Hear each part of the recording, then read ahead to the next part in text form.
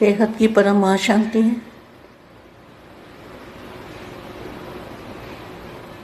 बेहद के बच्चे अनेकों को संजीवनी बूटी देने वाले, अनेक आत्माओं को संजीवनी बूटी देने वाले महावीर अर्थात मूर्छित को महावीर सुजीत करने वाले हो तो सदा अपना यह एक्यूपेशन याद रखो। जैसे लौकिक एक्यूपेशन नहीं भूलता, ऐसे यह अलौकिक एक्यूपेशन भी सदा याद रहे। संगम युग पर बाप के द्वारा जो भी टाइटल मिले हैं उनकी स्मृति में रहो। टाइटल याद आने से स्वतः ही ज्ञान और ज्ञानदाता दोनों याद आ जाते हैं।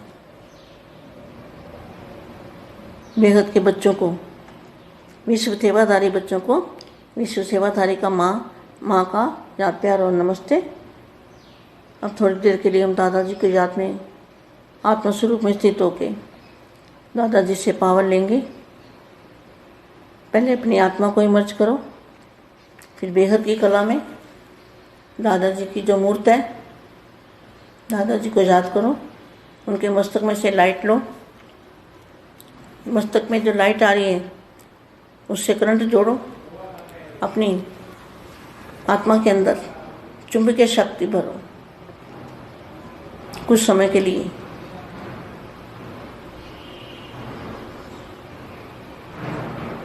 परम महाशांति। अपने को सदा राज ऋषि समझते हो? ऋषि माना तपस्वी, राज माना राज जानने वाले, अधिकारी और ऋषि अर्थात तपस्वी। अधिकारी आत्माएं, अधीन नहीं, अधीन किसी के भी अधीन, मान शान के अधीन, किसी आत्माओं के अधीन। आत्मा के अधीन जो आत्मा है वो बेहद की नहीं हो सकती। जो किसी भी आत्माओं के अधीन होती है वो बेहद की आत्मा नहीं हो सकती। बेहद की आत्मा किसी के अधीन नहीं बनती। वो अधिकारी आत्मा है, तभी वो बाप को मिल सकती है, तभी वो समझी जाएगी बेहद की आत्मा। अगर आत्मा अधीन है किसी के भी, मान शान के, अपनी कुर्सी के अधीन, किसी मनुष्य आत्मा के अधीन, किसी गुरु गोसाई के अधीन, किसी के भी अधीन अगर आत्मा है तो वो अधिकारी आत्मा, बेहद की आत्मा नहीं हो सकती।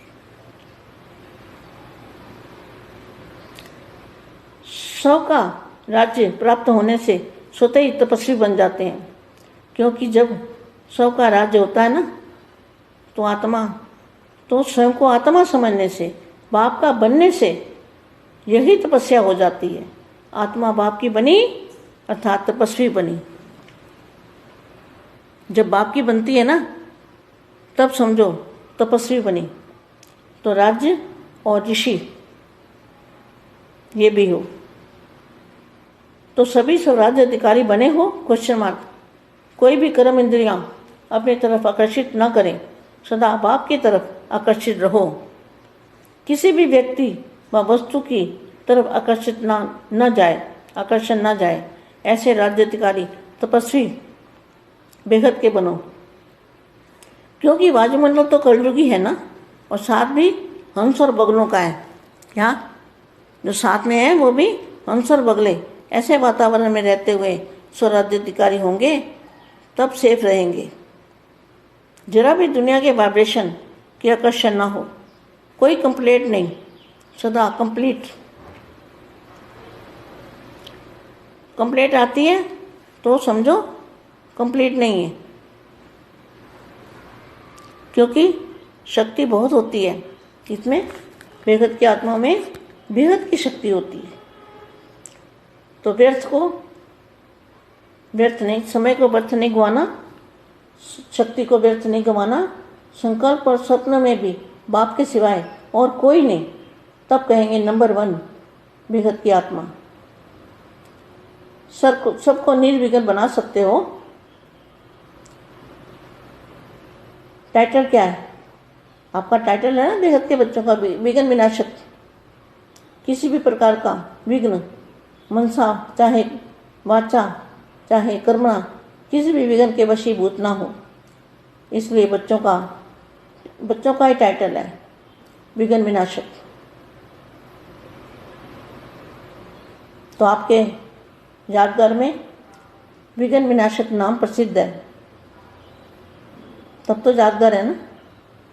विघ्न विनाशक बनने से स्वतः ही मनसा द्वारा सेवा होती है, वायुमंडल भी निर्विघ्न बनता है। जैसे तत्वों के मौसम बदलते हैं ना, वैसे विघ्न विनाशक बच्चों से वायुमंडल बदल जाता है। विघ्न कौन सा है? ये देह और देह के संबंधों का, अधीनपन का, किसी आत्मा के प्रभाव में आना, यह है विघ्न। तो विघ्न विनाशक जो आत्मा है, उसके आसपास का जो ओरा है वायुमंडल, वो वायुमंडल को बदल सकती है।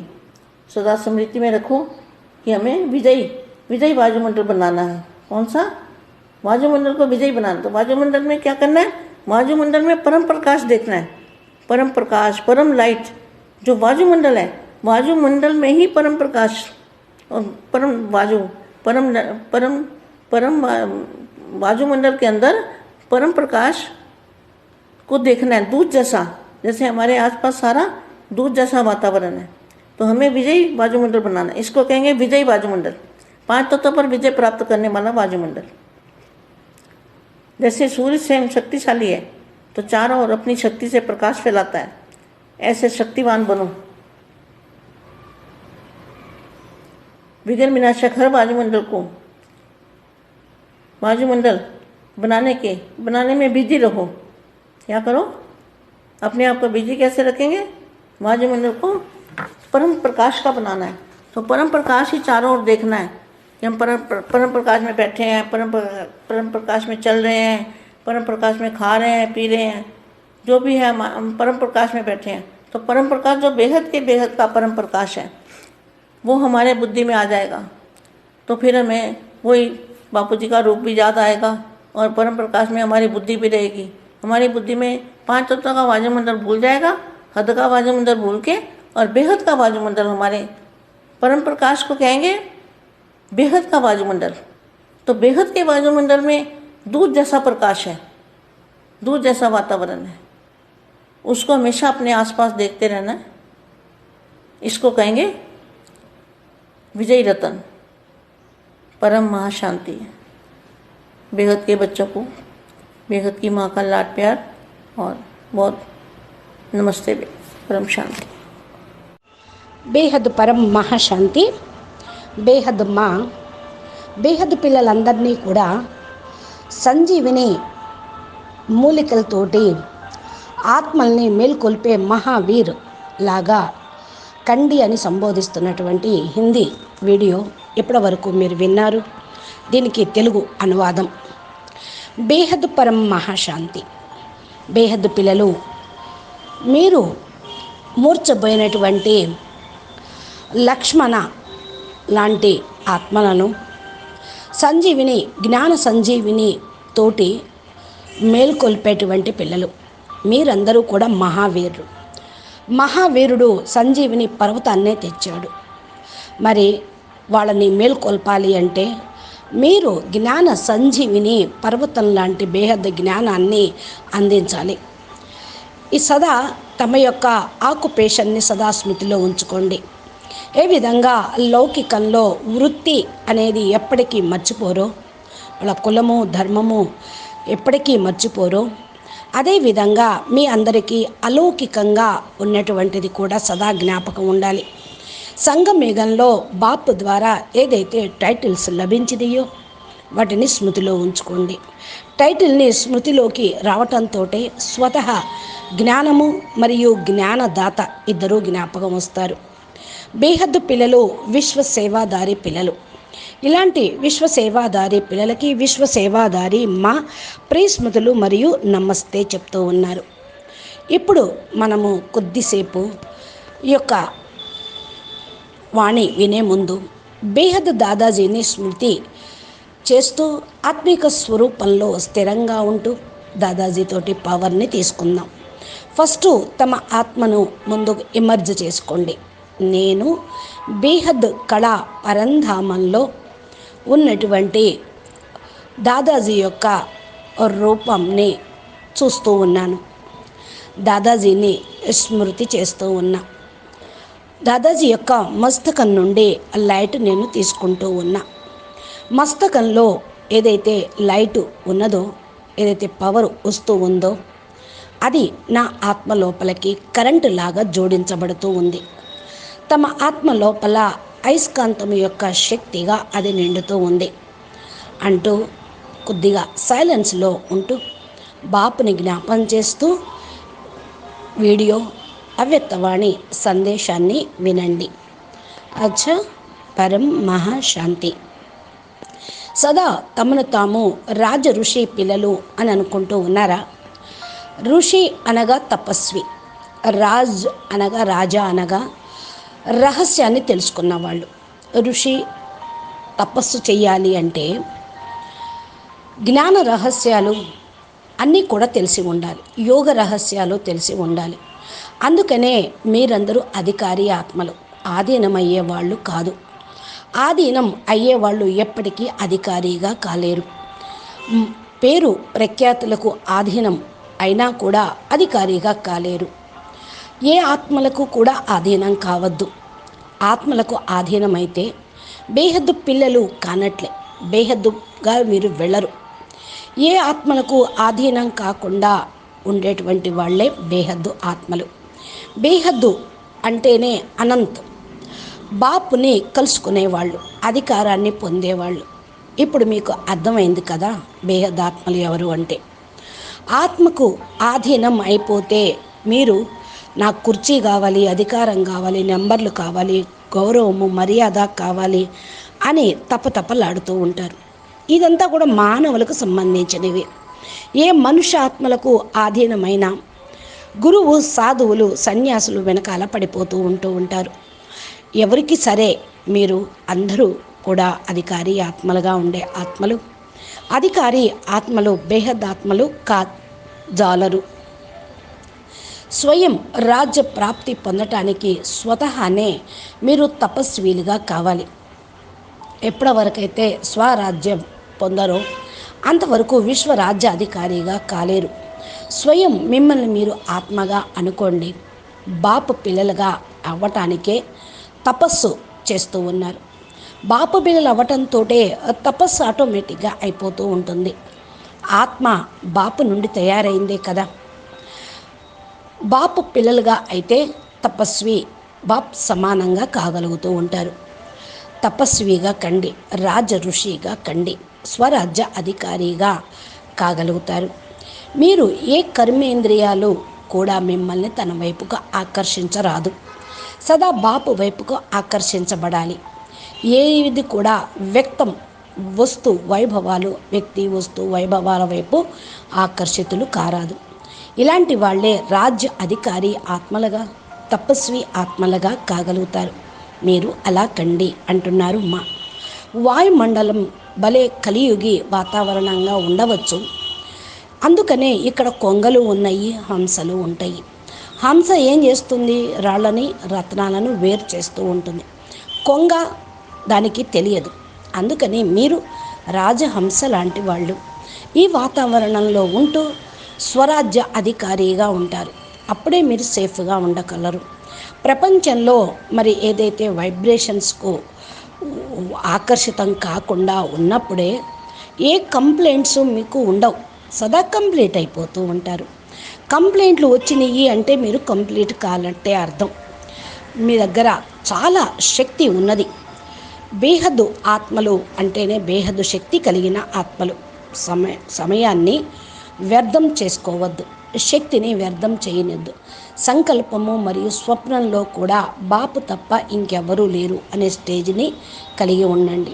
అప్పుడే అంటారు నెంబర్ 1 బేహద్ ఆత్మ అని. అందరినీ కూడా నిర్విఘ్నంగా తయారు చేయండి. టైటిలే ఉంది కదా, మీ టైటిల్ ఏంటి? బేహద్దు విఘ్న వినాశక్ పిల్లలు అని. మీరు బేహద్ బాపు యొక్క విఘ్న వినాశక్ పిల్లలు. కాబట్టి ఎటువంటి విఘ్నాలు మనస వాచ కర్మణ ఏ విఘ్నాలకు వశీభూతం కారాదు. బాపు యొక్క టైటిల్ మీకు ఇచ్చారు కదా, బాపు పిల్లలకి ఏం టైటిల్ ఇచ్చారు? విఘ్న వినాశక్, మాస్టర్ విఘ్న వినాశక్. దీన్ని సదా స్మృతిలో ఉంచుకుంటే విఘ్నాలు అనేవి నిశాని లేకుండా పోతాయి. అప్పుడు మీ స్మృతి చిహ్నంగా మీరు తయారైపోయి ఉంటారు. మరి స్వతహానే విఘ్న వినాశకులుగా అగుటకు మనసా సేవ అనేది జరిగిపోతూ ఉంటుంది. ఈ విధంగా అవటంతో మనసా సేవ జరిగిపోతుంది. వాయుమండలంలో కూడా నిర్విఘ్నంగా కాగలుగుతారు. ఏ విధంగా తత్వాల యొక్క వాతావరణం మారిపోతూ ఉంటుంది కదా, అంటే సీజన్ మారుతుంది. వర్షాకాలం, చలికాలం, ఎండాకాలం. అదేవిధంగా విఘ్న వినాశకు పిల్లలతోటి వాయుమండలం కూడా మారిపోవాలి. ఎలాంటి విఘ్నాలు దరిచేరరాదు. దేహము, దేహ సంబంధీకులకు ఆధీనం కారాదు. ఏ ఆత్మకు ప్రభావితం కావద్దు. విఘ్న వినాశకులు ఆత్మలు ఎవరైతే ఉన్నారో వారి యొక్క చుట్టుపక్కల కూడా చక్కటి పాజిటివ్ ఆరా అనేది ఉంటుంది. ఇది వాయుమండలంలోకి వెళ్ళిపోతుంది. వాయుమండలాన్ని మార్చగలుగుతూ ఉంటుంది. సదా స్మృతిలో ఉంచుకోండి. మనము విజయీ ఆత్మలము. వాయుమండలాన్ని పాజిటివ్గా తయారు చేసేవాళ్ళం. ఏమిటి వాయుమండలం అంటే విజయీ ఆత్మలుగా కండి. వాయుమండలం పరం ప్రకాశంగా చూడండి. పరం ప్రకాశం, పరం లైట్ వాయుమండలాన్ని తయారు చేయండి. పరం వాయుమండలం లోపల పరం ప్రకాశాన్ని చూస్తూ ఉండండి. అది తెల్లగా పాలలాగా స్వచ్ఛంగా ఉంటుంది. అది మన చుట్టుప్రక్కల కూడా ఉన్నటువంటి వాతావరణం. బాపూజీ ఇదే చెప్తూ ఉన్నారు. మీరు విజయ ఆత్మలు, వాయుమండలాన్ని చక్కటిగా తయారు చేసేవాళ్ళు. విజయీ వాయుమండలం పంచతత్వాలని పరమతత్వాలుగా వాయుమండలంగా మార్చేవాళ్ళు. ఏ విధంగా సూర్యుడు స్వయం శక్తిశాలి, నలువైపులా తన యొక్క శక్తి యొక్క ప్రకాశాన్ని ప్రసారం చేస్తూ ఉంటారు. అదేవిధంగా శక్తివాన్గా మీరు కూడా కండి. మాస్టర్ సర్వశక్తివాన్. బేహద్దు పిల్లల్లో అనంత కోటి సూర్యుల శక్తి, బేహద్దు సూర్యుడి శక్తి మాస్టర్గా ఉన్నటువంటి వాళ్ళు. విఘ్న వినాశకు వాయుమండలాన్ని తయారు చేస్తే మీరు వ్యర్థత్వం నుండి సమర్థులుగా అయిపోతారు. దీంట్లో బిజీగా కండి. ఏం చేయాలి? మిమ్మల్ని మీరు బిజీగా ఉంచుకోండి. వాయుమండలాన్ని పరం ప్రకాశంగా తయారు చేయండి. పరం ప్రకాశం నలువైపులా మీరు చూస్తూ ఉండండి. పరం ప్రకాశంలో కూర్చోండి. పరం ప్రకాశంలో నడుస్తూ ఉండండి. పరం ప్రకాశంలో తింటూ ఉండండి, తాగుతూ ఉండండి. పరం ప్రకాశంలో కూర్చోండి. పరం ప్రకాశం బేహద్కే బేహద్ పరం ప్రకాశం. ఇది సదా బుద్ధిలోకి వస్తూ ఉంటే మనం బాపూజీ యొక్క రూపాన్ని కూడా జ్ఞాపకం చేయగలుగుతూ ఉంటాం. పరం ప్రకాశంలో మన బుద్ధి ఉండిపోవాలి. మన బుద్ధిలో పంచతత్వాల వాయుమండలం ఖతమైపోవాలి. హద్దు వాయుమండలాన్ని మర్చిపోయి బేహద్దు వాయుమండలం నింపుకుంటూ ఉండాలి. పరం ప్రకాశం అనండి, బేహద్దు వాయుమండలం అనండి. బేహద్దు పాల లాంటి తెల్లటి ప్రకాశము, అదే బేహద్దు వాయుమండలం. ఏ విధంగా మరి ఆ వాతావరణం ఉంటుందో దాని చుట్టుప్రక్కల కూడా అదే వ్యాపిస్తూ ఉంటుంది. దీన్నే అంటారు విజయీ రత్నాలు అని. మీరందరూ కూడా విజయీ రత్నాలే. బేహద్దు పిల్లలు, బేహద్దు మాకి అపురూపమైన ప్రియాతి ప్రియమైన పిల్లలు. ఇలాంటి వాళ్ళకి నమస్తే, పరం శాంతి, పరం మహాశాంతి అంటున్నారు మా. అచ్చా, పరం శాంతి. మా చెప్పినటువంటి దివ్య సందేశం ద్వారా మనం ఎక్కడ జీవించాలో, ఏ విధంగా తయారు చేయాలో, ఏమి తినాలో, ఎలాగా కూర్చోవాలో, ఎలా నడవాలో, దేంట్లో నడవాలో మనకు తెలిసిపోయింది. ఈ విధంగా మీరు పురుషార్థం చేస్తూ ఉండండి. బాపూజీ దశరథ్ భాయ్ పటేల్ తెలుగు ఛానల్లో బాపూజీ అప్లోడ్ చేసే తెలుగు వీడియోలను మీరు చూస్తూ లైక్ చేస్తూ కామెంట్ పెడుతూ మా చెప్పినట్టు పురుషార్థం చేయండి, ముందుకు వెళ్ళండి. నమస్తే, ధన్యవాదాలు. పరం మహా శాంతి.